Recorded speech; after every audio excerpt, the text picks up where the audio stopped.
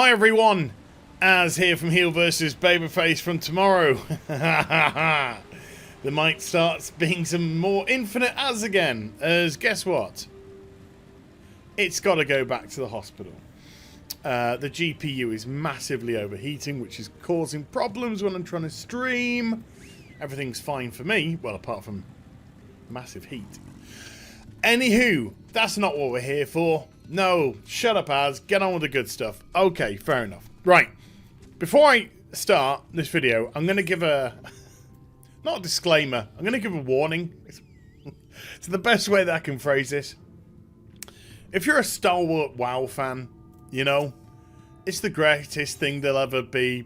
You'll never change your mind. One of those type of people. Don't watch this video. It'll just make you mad. It'll just make you mad. Don't do it to yourself. I'm doing you a favour here. Don't do it to yourself. Just happily go out knowing that the sky's blue and the sea's green and all that kind of stuff. But tomorrow, July 2nd, is the official launch date. Final Fantasy XIV Shadowbringers. If you're in early access, don't panic. Thinking, what if my copy doesn't arrive tomorrow? It's going to kick me off. No, don't panic. Early access runs until Friday the 5th of July. So even if your game doesn't arrive tomorrow, you've got a few days for it to do so. Apply your code and obviously carry on with your gubbins. But I just thought I'd like to do a video about my first impressions, having gone into early access of Final Fantasy XIV Shadowbringers. So, I'm obviously level 80, and I've been smashing the endgame content. No. I've just turned level 74. I know there's 73 up there, but I've just turned level 74. I've been going... When I say going at my own pace, I've clocked in...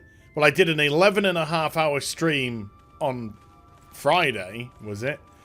Then I did an hour and a half on Saturday because we had the GPU problems, and I just managed to get under an hour in yesterday for Sunday Mass. Saturday, I meant the first one. So even on stream, I've clocked in 13.5 hours, 14 odd hours. But in reality, I've clocked 25 to 30 hours so far in early access. No doubt. No doubt whatsoever. And so you're thinking to yourself, how have you only gone up 4 levels in that time? Right, let's get into it. Let's get into it. So there's a few things that I'm going to refer to in this video, okay? Now, I'm going to put all cards on the table here. I'm not going to try and act as if I don't know certain things. First and foremost, I am going to be making references to Warlords of Draenor quite a bit. Okay, so again, WoW people, prepare for some hurt butts. And yes, I did see part of the Lazy Peons video yesterday about Final Fantasy. Which, you know, everyone's entitled to their own opinions. I personally think it's a really bad take. But I'll kind of go into why. Because one of the reasons why I've managed to notch up 25 hours so far, 25 hours, 30 odd hours of gameplay, and still only be level 74, is because of how engrossing the stories are. How engrossing I've found the main scenario quest chain, and also how certain side quests which I've got involved with have turned out. And Final Fantasy XIV is a game that lives up to every single letter in its genre. It is an MMORPG. Everything matters. The MMO side matters and the RPG side matters. And it matters significantly. It treats its game as if it is an RPG, and then it has the MMO aspect tagged onto it. It doesn't try and prioritize one over the other. I would argue that WoW is an MMO. I wouldn't say that WoW is an MMORPG. It exhibits some RPG traits here and there, but I don't think it treats its game or its audience as if they're playing an RPG. I think the Elder Scrolls does. I think the Elder Scrolls, again, is much more story orientated. in its presentation of the product, and therefore earns the bracket of the RPG element on top of the MMO. And so, you know, people have been asking me about it with the Lazy Peon video. When you can't get into a story, when you can't engage yourself into a story, when you're paying to bypass a story, you're clearly not getting into the game at all. It's not for you. Because if you are just trying to rush to the end game, this isn't the game for you. Because you're looking for an MMO, you're not looking for an RPG. You're just looking for an MMO. So that's all I'll say on that. And I'm only addressing it because a lot of people have kind of like been messaging me about it and stuff like that. So I thought it was only fair to address that element of it. But the reason why this is going to get probably compared, when I say compared, it's going to be some sort of correlation between Final Fantasy XIV and Warlords of Draenor, is because they have a similar theme-esque. Okay, so in Warlords of Draenor, when they initially announced it, that Garrosh had seemingly gone back in time to before Draenor was destroyed, and then prevented Grom from drinking the blood of Manaroth, therefore corrupting the orcs with the foul blood, and ultimately leading to the destruction of Draenor itself. No.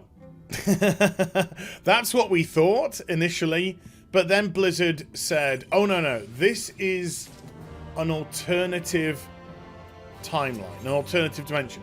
So when you go into an alternative timeline, it's meaningless. Because whatever happens on Draenor has no consequence on Azeroth.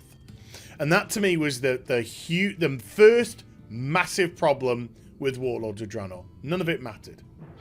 None of it mattered. None of the characters that were there were our characters. That wasn't our Grom. That wasn't our, all the others killed, I could go into it one by one, but there's no point. None of the warlords mattered. When they tried to play the story that when Garrosh had been killed, it was Grom's son. It wasn't. In that timeline, it never happened, never would have happened. It was a son that he could have had in another time, in another place, which happened. So it wasn't his son. So they tried to do these little things, and it didn't work in my eyes because there was no true attachment to it. If they had legitimately gone back in time, then it would have been massive consequences. And what would those consequences have been? The whole of Azeroth would have changed. Because they wouldn't have invaded Azeroth, and therefore Azeroth would have, in itself, developed differently. And that is why they, in my opinion, made the decision to make it an alternative timeline, and that is why it was a poor idea in the first place, because it didn't mean anything. Nothing mattered at all. Now, that, compiled with the fact that the story was garbage, can I just stress that as well? Because the story just made no sense whatsoever, especially with Grom and all that at the end, and it was just, what? It's not, this isn't an enemy, the enemy is my friend, this is an enemy who's been, never mind. But it was trash. It was absolutely trash. The reflection, the similarity with Final Fantasy XIV, Shadowbringers, of course, is you are off-world. You are on another version of the world that you live on that has developed completely differently. And the way it operates is, I'm trying to give a layman's term here, a layman's version so people understand. Your world in Final Fantasy XIV is referred to as the source, okay? And 13 copies of this world were also created. So there were 14 worlds. You, the source, the first, the second, the third, the fourth, the fifth, the sixth, etc. All the way through. That's how they were referred to. And from what I can gather, each of the copies of the world had an element that rose up above all the others. And then when an element became too strong, it would start bleeding into the source because it was just too strong, which ultimately led to something which was called the calamity. And the calamity would be that world joining with the source, which would cause massive catastrophe around the world. Loss of life, absolutely colossal. So there have been so far 7 calamities that have befallen the source. So 7 of these 13 copies have bled in and joined together with the source, causing these calamities. Now, so far, you know, the life has it always has rebuilt itself eventually, but the catastrophic loss of life, because you're losing a planet, for one. You're losing that copy planet, and they're all developing differently. You know, they've all started from, like, let's just say planet Earth starts now, and then there are 13 copies of it. They were all these 13, all these 14 planets will develop differently. And in Shadowbringers, we now have an 8th planet, which is called the first. It's the first in the row, but it is bleeding light. Light has enveloped this world, and light is now bleeding into the source. And sooner rather than later, if you don't prevent this, it's going to cause another calamity, and it's going to be an absolutely catastrophic one. And, you know, who knows? One of these calamities may cause an extinction-wide event, a complete extinction-wide event. So your job is to try and prevent this. So there is, what I'm trying to say, a consequence. There is a consequence to the action of this story. It's not meaningless. You haven't just been sent to an alternative Eorzea and you're just sorting out some gubbins. No, what happens on this planet matters severely to your planet. So there are stakes, and when there are stakes, it makes things much more interesting. On top of that, the story, starting off from the end of Stormblood, has just been amazing.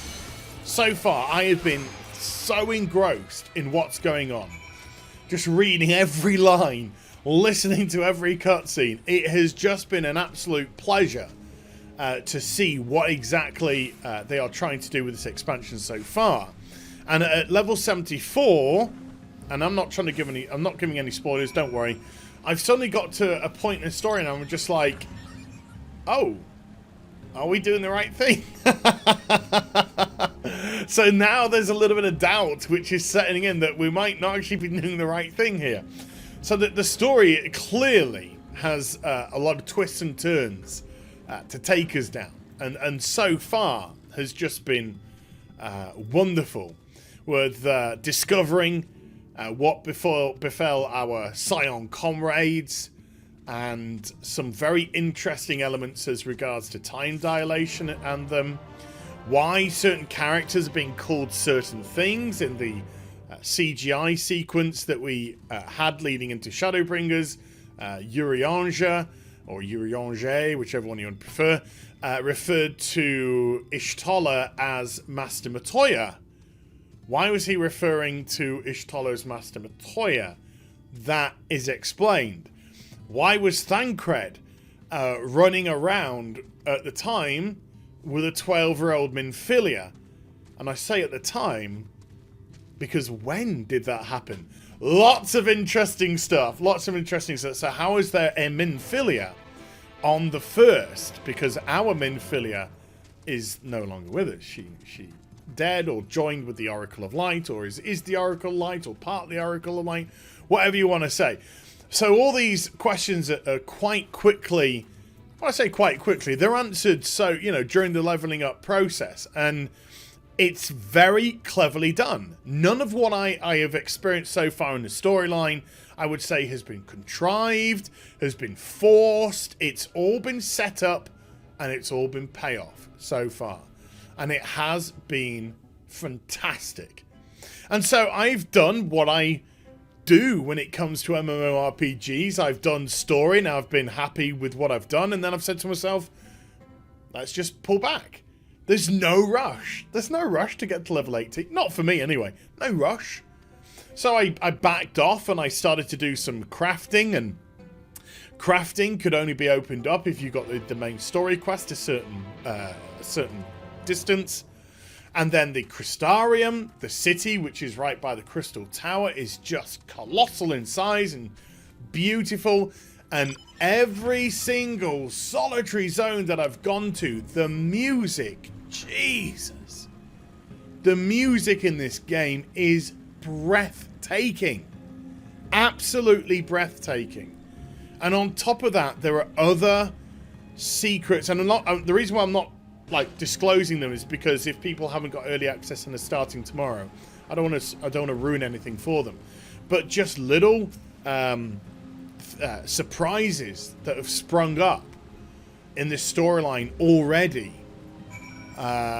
People who like Heaven's Ward, you're gonna get some real nice payoff.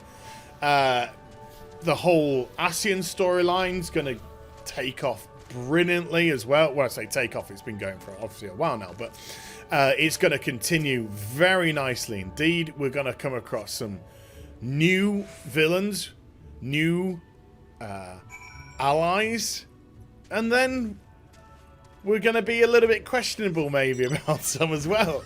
Just the way that you can see that they have been thinking X amount of steps ahead in the story. You can't suddenly say to yourself, oh yeah, this is how things are going to turn out. No. You know there are twists and turns, and they have everything mapped out. So far, in the 25 odd hours, I've pushed my level to level 74. The main story quest line has just been blowing me away with how good it is. The side quests have been really interesting, and the side quests that I've done so far are side quests that have started off with you getting one of the crystals to help you with flying in the zone, and then suddenly when you've done that part, there are additional stories, and that story continues on. And they've been really some have been very quick, and then some have gone on for a chain, and they've been really good and really interesting as well. The zones are looking incredible, considering they are versions of what could have been. You kind of get the area of where it would be in Eorzea. You kind of have an idea, but they're complete and utterly different. It's not like they've just taken off the assets and then they've plonked different assets around. No. It's been very cleverly done, very cleverly done indeed. And the crafting so far, you've got some nice little stories which are developing with the crafting, and it goes on to different ones. You've got your class quest, which I've started. Sorry, I didn't even go into the class quest. The class quest, which I've started, which operates off whether you're physical DPS, magical, healer, tank, blah, blah, blah. So far, I've only done a couple of rounds of that, but it's starting off. You can tell it's going to go places. Put it that way. You can tell it's going to go places. And so all I can really say is it has been a mitigated joy, this early access so far. If you are an MMO lover, if you are an RPG lover, Shadowbringers so far is just satiating. Oh, what a word. Satiating all of that hunger that I have for these elements. All that hunger that I have for good storytelling, good characters. All of that hunger that I have for deep and meaningful systems in the game, which I can put time and effort into to work towards getting rewards. Who knew? And then cute little things they've done with the way that they've changed fate farming to make it more interesting for you, to gather crystals, to get rewards for them, etc., etc. All those little type of things, all working brilliantly so far. So hitting level 80, give it a week, 2, I don't know, and eventually getting to that end content. No rush. But what a start. I mean, legitimately, what a start. I am hooked. I am lined. I am sinkered. And that's the way I want to be. So, yes. My verdict on first impressions is Shadowbringers, I think, is setting itself up to be a doozy. If everything continues the way it's going, this could be an absolute belter. And I'm just excited for future content and also what is going to transpire in the story itself. So I hope you enjoyed the vid. If you did, do get a thumbs up and also subscribe to the Chanel Coco. Follow me on social media and Twitch for live streaming. Links are in the description box down below. And I'll be back with some more stuff very soon. You take care. Bye for now.